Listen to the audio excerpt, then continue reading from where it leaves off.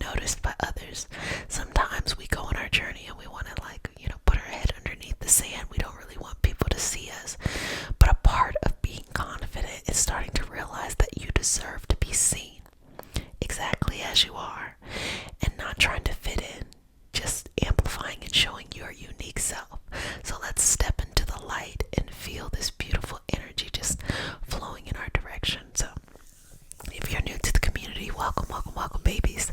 This is your nightly self-care routine. It is a place where you heal, you take care of yourself, and we set this time aside each night in order to work on ourselves. So welcome, welcome, welcome to all my new babies, and welcome, welcome back to all my retarded babies. Mama loves you. So let's go ahead and get started. We start the session off with a prayer. It's not a religious prayer. It's just a prayer to root us in our individual healing experience and bring us together as a community and as a collective. And because consent matters, do I have your permission to say a prayer? Okay. You ready? Dear universe, and all for the highest vibrational good only, please connect us to our highest self and validate information for our highest good only. Please allow us to release what we need to let go and embrace what allows us to grow. Let our journey encompass the lineages, traditions, religions, and spiritual paths that bring light out through us to share with others. I say all of this in the name of I am. Ashe. Ashe. Ashe. Okay. So, just waking up your energy here. And this is more motivation, not necessarily like you gotta get up and hop out the bed and go do something. But this is more of just realigning your spirit, your soul's purpose, for you to be one with the universe, for you to know the universe has your back, that everything is going to be okay, that everything has its own purpose and meaning, and that you do not have to bear anyone's cross. You can simply live out your soul's purpose. So move that through here.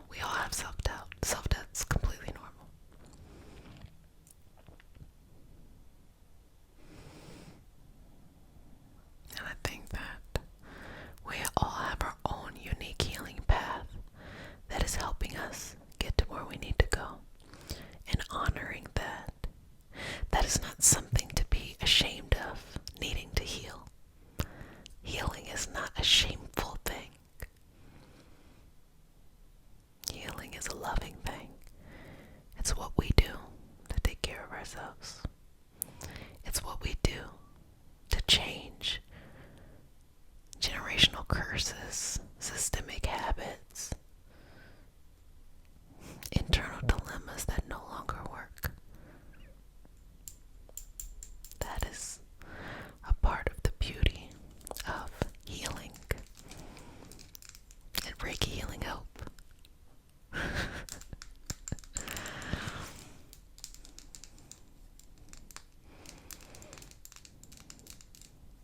Enjoying your ability to heal from anything.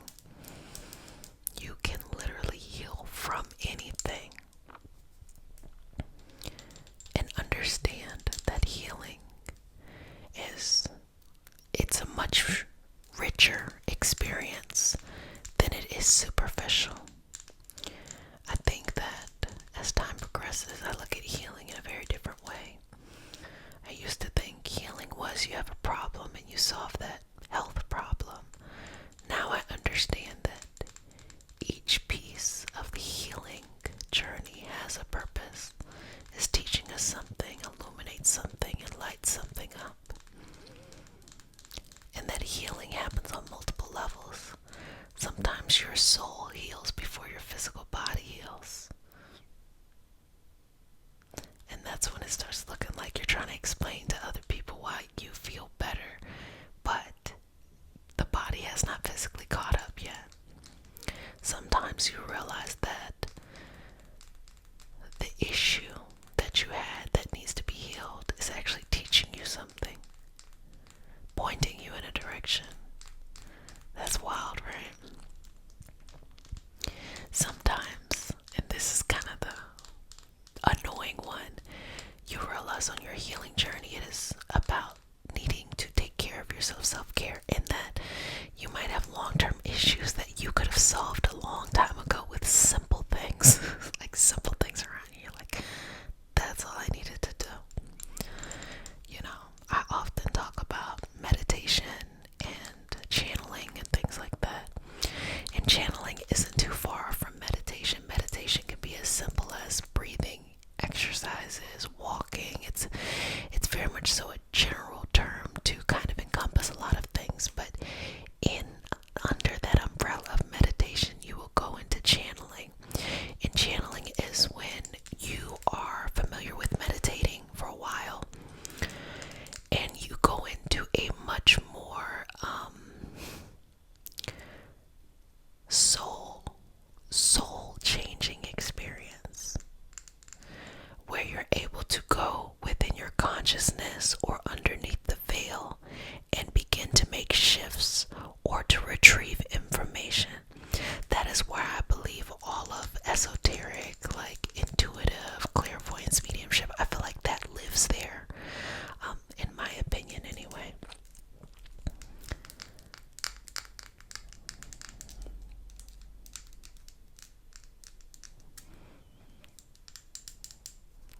But in looking at meditation and channeling, you can then be sick.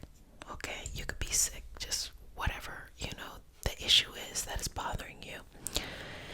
And you can begin a meditation practice that turns into a channeling practice. And then you can go in and start to see, why is my soul here in this moment? What is the point of this? And then you start to see all of the internal baggage that you need to let go, that needs to be released, that has become psychosomatic, meaning it manifested into physical issues.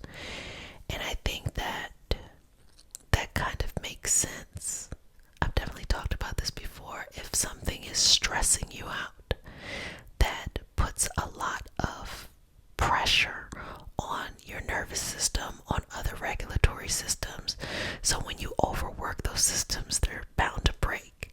So I think that even the subtle things in our life, you trying to live up to the expectations to others, not feeling good enough, feeling like there is not enough, feeling like there is lack somewhere, all of those little things that kind of just go on over and over in our life, it has an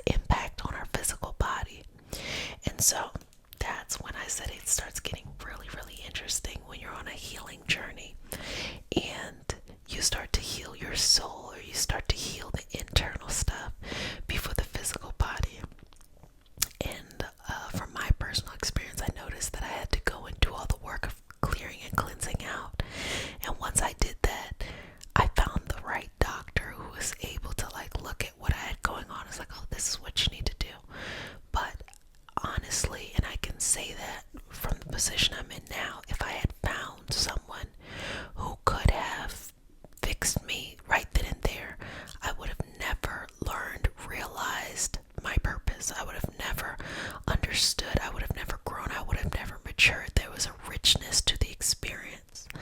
That's when I say, or that's what I mean when I say that healing is a rich experience, like rich in flavor. So, if you want to attract, we talked about having that good energy, but you also need to cleanse out.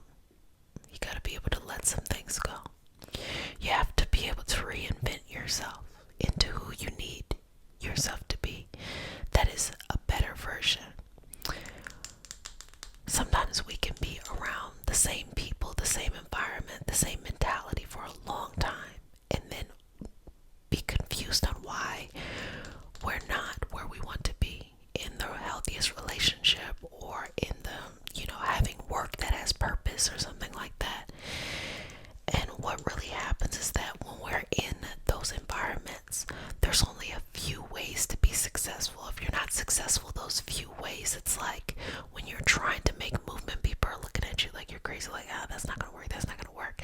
Now you can push through that and make it work, but for a lot of people, they're like, yeah, you're right, it's not gonna work, because success only looks a certain way.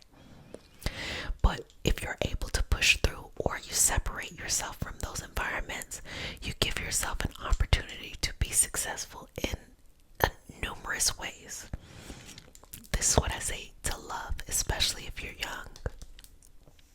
It's important to know what you're attracted to. It's important to know what your values are. It's important to know what you want right now in your life.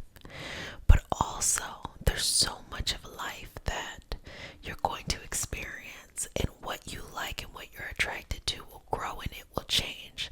So give yourself that room to grow and change with it.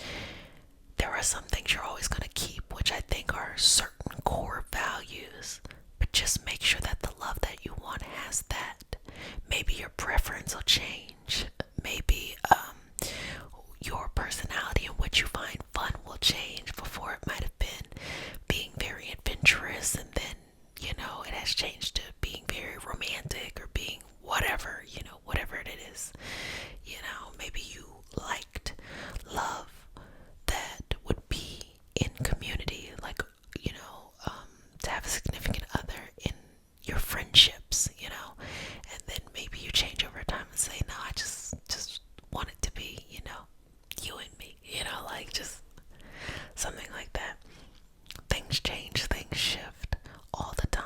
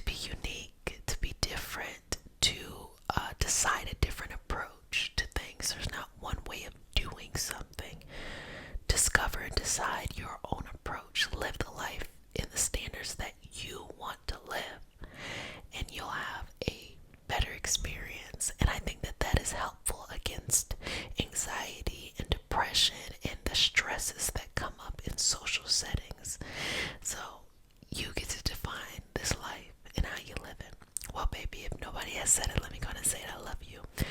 But learn how to love yourself a little bit more each and every day. So until next time.